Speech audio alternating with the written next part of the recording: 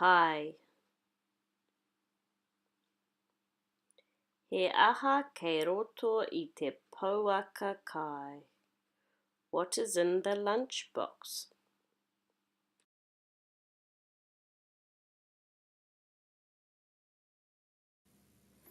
Pouaka kai.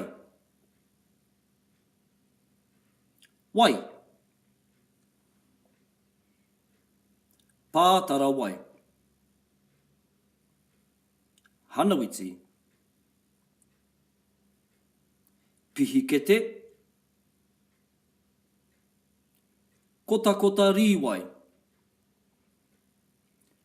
Miraka tepe. Kerepe māroke. Kerepe. Keke paura. Āporo. Panana. Kāroti. Ārani.